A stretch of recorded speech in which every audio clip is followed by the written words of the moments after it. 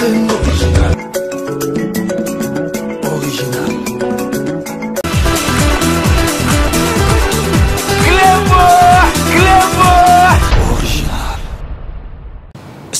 et bienvenue sur cleboaoriginal.com. Merci de votre fidélité. 5 minutes avec César Ngadi. Ndengnaïf Sarabinoga, que tout le monde est d'accord et il en restera ainsi pendant longtemps. Toyebi Sakibino pe Tozoyebi Sabino Kakake. 5 minutes avec César Ngadi. Tosala Kayango Nakati ya plateau T. 5 minutes avec César Ngadi ezali émission moko ya Libanda.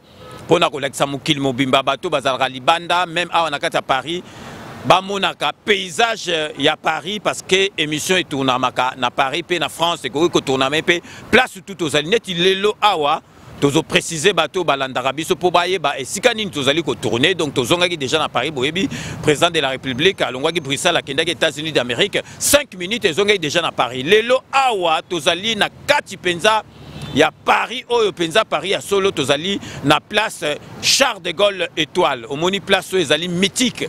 Place Oyo, donc ceux qui ont yebi comme ma voiture, te, koyate awa. Au mona rabati mususu, conduite à Paris, ezaka ya Paris, mutumso, au mona witi Belgique, à witi côté mususu, au mona ceux qui a commis awa, au mona tiki voiture à kimi. Parce que awa, na place, na kansi bozo mona na ba image, na place, Charles de Gaulle Étoile, ma voiture est à gauche, à droite, marquage na sol les athées. Donc, il faut même ma voiture.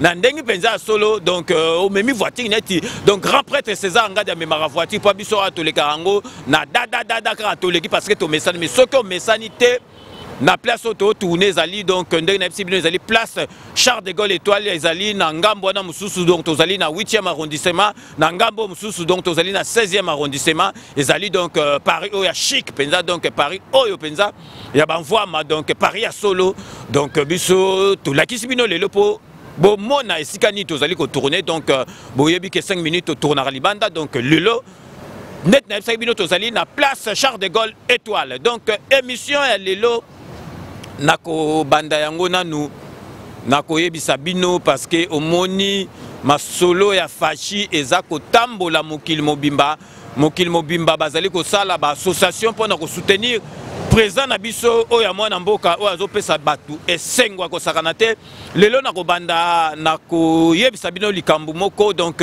fête moko munene ko sala na Norvège samedi oyo le 28 septembre ezali fête ya sortie officielle et association Norvège pour Fachi. Donc Norvège pour Fachi.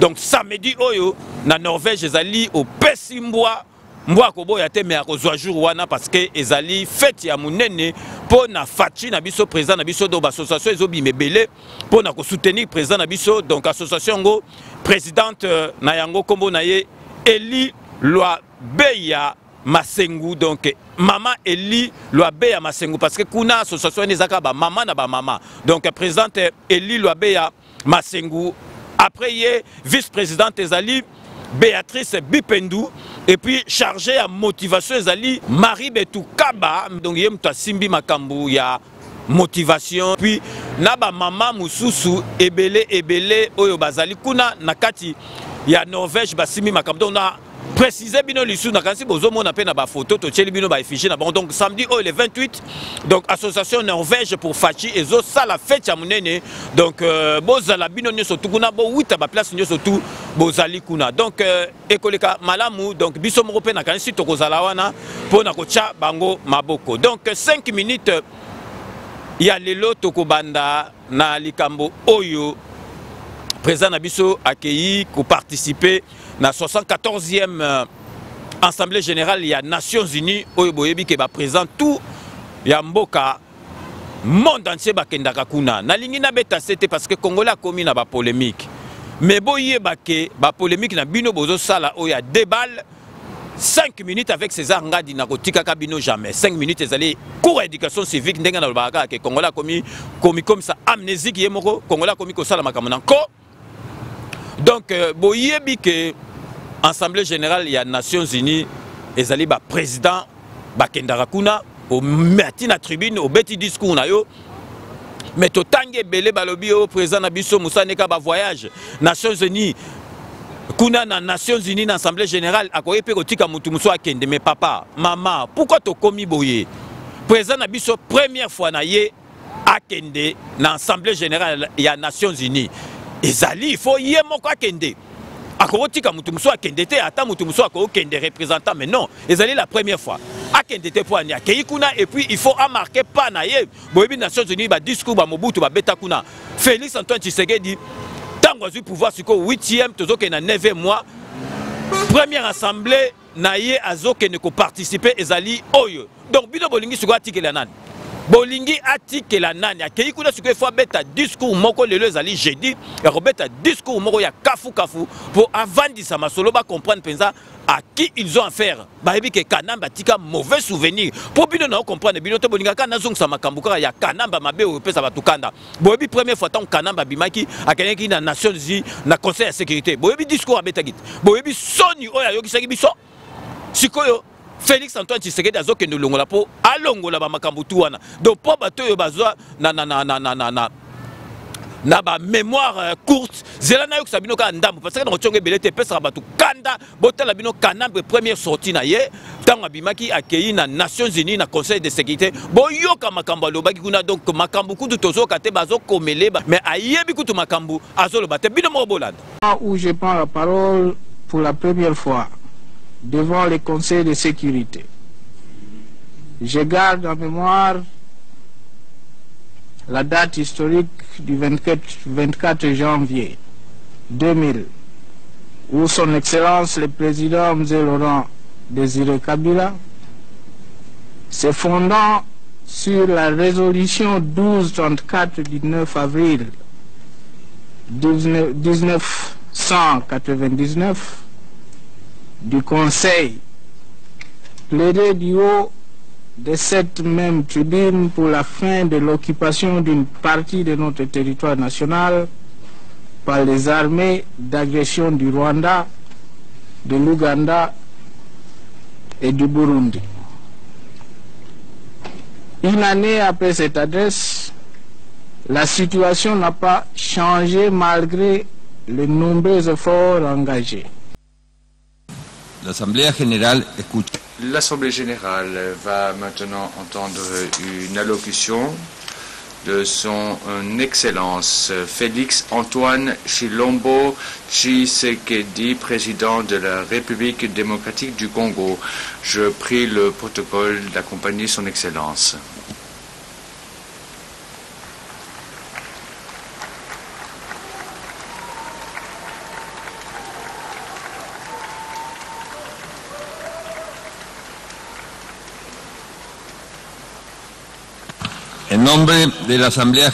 Au nom de l'Assemblée générale, j'ai l'honneur de souhaiter la bienvenue aux Nations Unies à son Excellence Félix Antoine Tshilombo Tshisekedi, président de la République démocratique du Congo.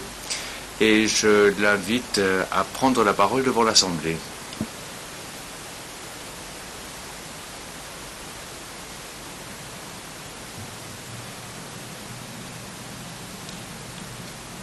Monsieur le Président,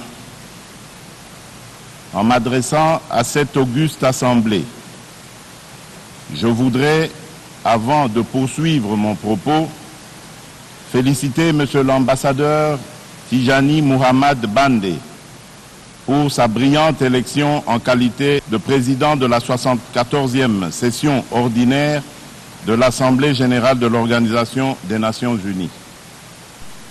Mes félicitations s'étendent aux membres de son bureau et je tiens à formuler à l'ensemble de son équipe mes vœux de succès dans l'accomplissement de cette exaltante mission. Je voudrais aussi rendre un hommage appuyé à M. Antonio Guterres, secrétaire général des Nations Unies, pour ses efforts inlassables en vue de raffermir notre organisation et renforcer son rôle dans la recherche de solutions aux problèmes qui menacent la paix, la sécurité et la prospérité dans le monde. Monsieur le Président, le thème de la présente session, à savoir dynamiser les efforts multilatéraux pour l'éradication de la pauvreté, l'éducation de qualité, l'action contre le changement climatique et l'inclusion, arrive à point nommé en ce moment particulièrement difficile pour le multilatéralisme. Alors que l'humanité tout entière est engagée dans un élan sans précédent dans le cadre de l'agenda du développement à l'horizon 2030. Bon, bilomo boitolanda donc buzoba oyo kanamba salela gibiso kuna sikoyo première fois président na biso depuis azui pouvoir ensemble oyo et salami na Nations Unies il faut akende yemoko abeta discours soki kanambe abandoko tinda bat parce que kanamba yeba olobate botala bino moko nazola sabino so extrême ususu et ce qui singa botala penza donc kanambe na parler du peuple azo beta discours o ba komela kaye ata ba komeli azo bata ba le ba late ba un ba unité bota la faute munena sali bino moko bo découvrir l'article le ba la azo le ba le donc mawana soni ndo na passe na motema na tiela bino bestre ba tiango kutu ba montango ke bana mike bazo sekaye bota la soni kanamba sala rabiso bino moko bolanda Aucune raison. Papa Joseph Odi aucune raison. Aucune raison. Papa Joseph Odi aucune raison. Aucune raison. Papa Joseph Odi aucune raison. Aucune raison. Papa Joseph Odi aucune raison. donc to tika ko polémique boyoki kanambe na place à le ou bien là azolo ba makamso ata ba komele kotanga kutu ayebite donc président na biso ezali te ka kei tourisme président na biso ezali première assemblée générale il y a Nations Unies ezali 74e assemblée donc il y a liboso il y a azali président il faut akende akoti que la mutu musu te fa kende beta discours oyo et ko lakisa batu penza que tozui présent sika pe alobela makambo mais bino bozo mona ngone est-ce qu'il y a quelque tourisme à quel tourisme il faut participer Batumso bazo quand président de la République azali ko voyager pamba pamba président de la République sera zo kenazo kene pour soir politique na yeba tu ba comprendre que président na biso tozu asika azali président oya solo qui n'a rien à voir na kanambe donc vraiment to tika ko polémique mais boyeba pe soki bo beti na makamba polémique 5 minutes avec César Ngadi et ko tika binoté parce que to zong sabino nanzela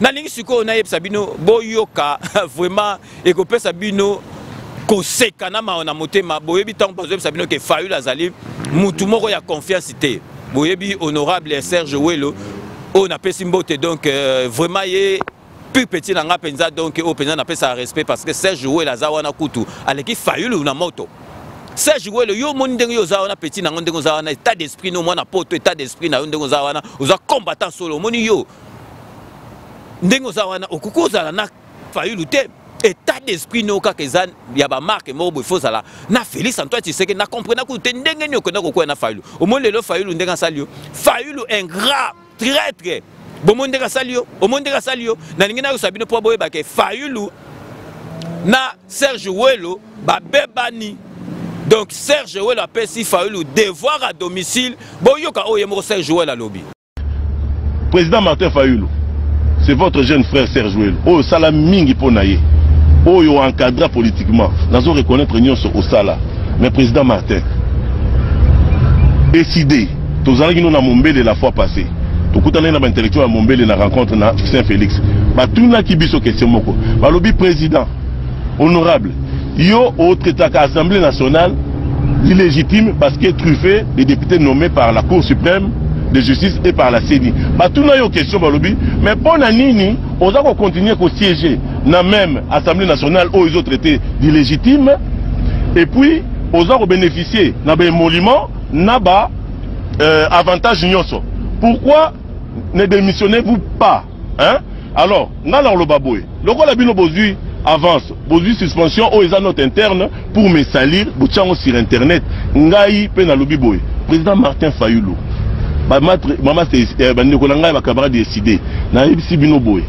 Pour que les gens nous prennent au sérieux, parce que nous qualifions cette Assemblée nationale d'illégitime, président Martin Fayulu démissionner.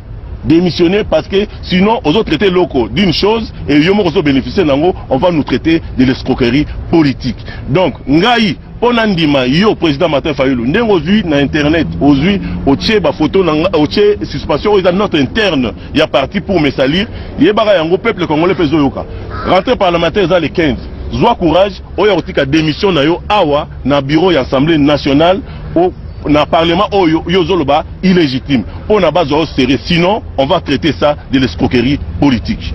Binomo Bolando Serge Wela lo ipo bomonaka Fayulu aza faux mutu donc aza mutu moko tie confiance te loko moko eza interne abimi son libanda zo la propagande mabepo na Serge Wela boyoki binomo Serge Wela devoir apesier parce que ya lo barake ba député nyoso tout baza kuna baza ba député nommé yo siko lo ba député baza nommé pourquoi yo au siège kuna pourquoi yo ozwaka mbongo kuna et puis ba pesio pe jipozui omoni ke logique ezate ya on a Serge Wela pesio devoir domicile kende au démissionner parce que ba si ba lobela ondengwana parce que vraiment ils allaient pas cinéma on a monté un peu pour comprendre que Fayulu azali mutu ya ko tchaye confiance botala ka ndé bazalaki na ndeko naye Félix Antoine Tshisekedi ndeko naye azui pouvoir tala yendenga komi ezali pas cinéma on a monté mandé to komi divisé ezali Fayulu mutu a komi sibisobo donc Serge Welo nga nazo so petit nanga yoza grand esprit tout mo bomoni ndengi Serge Welo Fayulu asali ba aventure siko Fayulu Serge Welo a péché devoir a démissionner parce que ya lo barakuna ezali ba député moko ba noma bango donc vraiment Serge Welo na biso ka boaki sa Fayulu parce que na Fayulu ko zoelo ko moko te yo moko to leki Fayulu na gaz donc poto pe mamuke na ebisaki bino ke boyebi ke na kati ya Katanga na Lubumbashi tozu représentante ya Sikawa Vanisi Masolo donc na kombo ya Skola Ikuku Akash donc botala banda nos na passé kalate azo banda be mission botala bino moko numéro na epé eko défilé bochaye maboko boyamba net boyamba batunyo surtout. Et oui, du nouveau au Congo, bana kin bana poto partout dans le monde. Émission la bino bozela qui a trop scola show déjà na kati Congo, précisément dans la vie au Congo, bana kin bana poto partout dans le monde. Émission la bino bozela qui a trop scola show déjà na kati Congo, précisément dans la ville de Lubumbashi avec votre servante Skola Ikuku. Akash ndezala kaka hein. Asenga mino pour sana mukie afanda. Vous me verrez bientôt sur Cléboa original de César Ngadi Cléboa. Hein?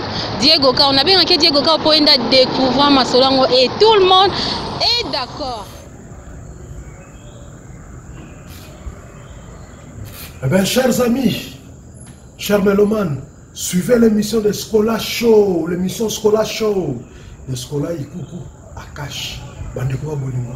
Pour la basango ya mindule, pour la basango ya politique, basango ya art, ba programme surtout, suivez l'émission Skola Show, ya Skola Ikuku Akash. Et oui, du nouveau au Congo, bana kin bana poto partout dans le monde. Émission la bino bozela qui a trop Skola Show déjà na kati Congo, précisément dans la ville de Lubumbashi avec votre servante Skola Ikuku Akash ndezala kaka hein. Asenga mino pour sana mukie afanda. Vous me verrez bientôt sur Cléboa original de César Ngadi Cléboa. Hein? Diego Ka, on a bien que Diego Ka pour découvrir ma solango et tout le monde est d'accord. À travers cette émission, bon, on a une surprise de Belé. Hein? Nous allons vous montrer, vous allez voir, vous allez comprendre et vous allez découvrir. Donc comprendre, voir et découvrir. Hein? Des alakats ko sepel sabino comme d'habitude.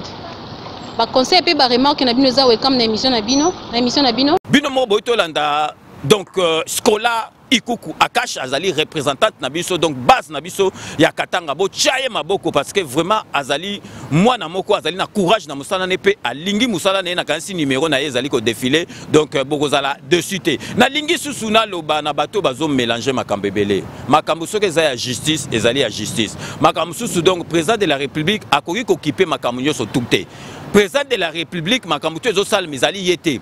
Donc tout le monde qui a donc c'est vraiment avec amertume et puis si bisonyo surtout mawa ndengi façon oyo bakangela ki Kofi Olomide muta sepel nango azate mais ezali makambo ya président de la République te ezali makambo ya bango moko kuna ya banzembo oyo ya déclaré ki te il faut avant bimsa manzembo il faut otinda ngo na commission à censure ya déclaré ki yango te mais bango ndengi basali makambo na bango po ba ndo kange wana muta sepel na yango azali te bakoye ko tindela ye ba convocation akende mais ba koyiko jouer na marque wana te mais état président de la République pas siko comme état de droit président de la République ça makambo nete botika ko mélanger makambo belebe na ngai kaka ko beta sete na makambo wana po bomona na kanisi bozomona ba image ndenge bakangaki Kofi muta sepeli na yango azate mais bo mélanger te makambo ya ya musique makambo ya musique oyo ndenge batindi bato akanga kofelo mide na président de la République. Donc président de la République akoki occuper makambo nyonso tout et okoma ke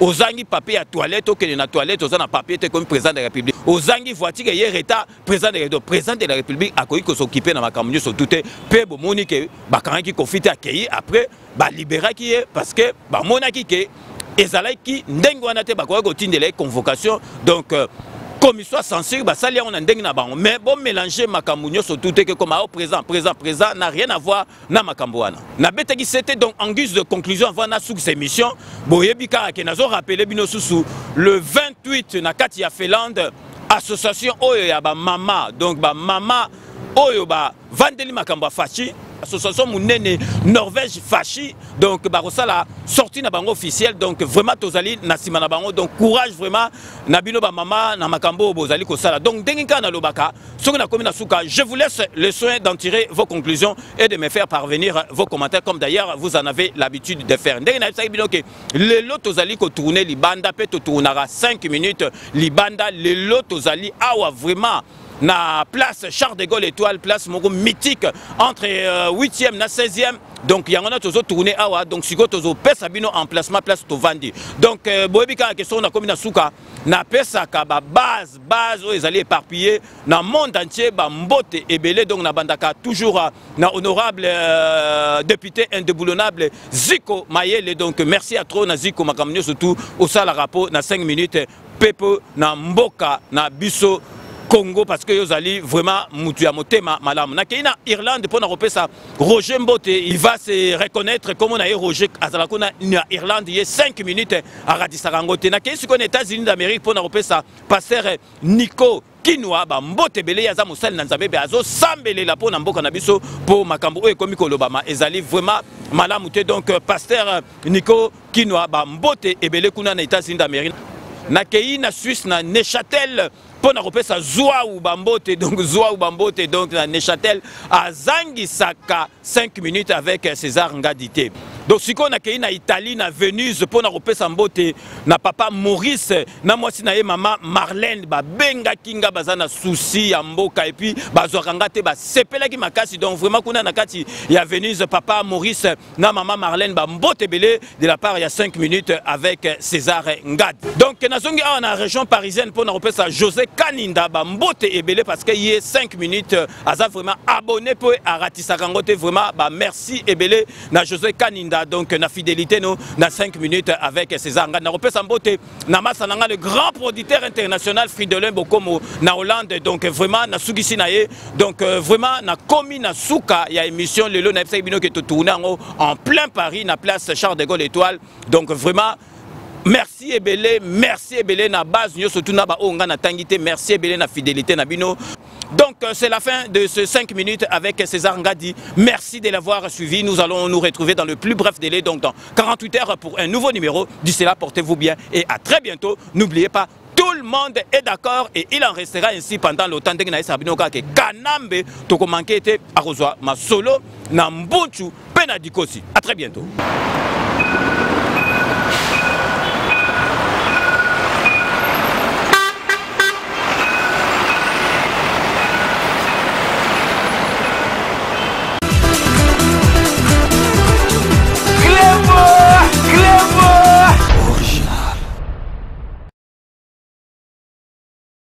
Sepela TV et yena makambu ya sikali susu. O ba chaîne ya France eza na kati. Ba chaîne ya Congo eza na kati. Ba chaîne ya Londres eza na kati. O ngomona makambu ya politique ya sika. O parti AA eza na kati. O parti BB. O CFAIO eza na kati. Ya Sepela TV. Bouquet comme ya muke boye. O tina poche voyager na ngokeno partout lingi. Na bouquet na Sepela TV. Sepela TV. Mais ma biso n'engozo mais ma biso on a 4K machine ma daka Sepela TV. Bienvenue dans le monde de Sepela TV. Sepela TV est le décodeur qui vous permet de suivre les chaînes du Congo en direct de la diaspora.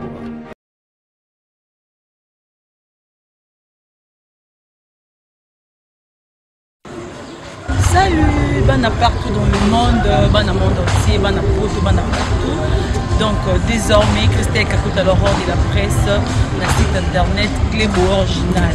Mon boss César Ngadi, tout le monde est d'accord. Donc désormais, l'émission est Kanakata Cléboa, il y a des politiciens, il y a des musiciens, il y a des artistes et comédiens, il y a des moutonions, cette fois-ci, le roi de la presse de retour avec force Clébo Original. Nous avons serré ma ceinture. Elle est avec César Ngadi, Clébo Original.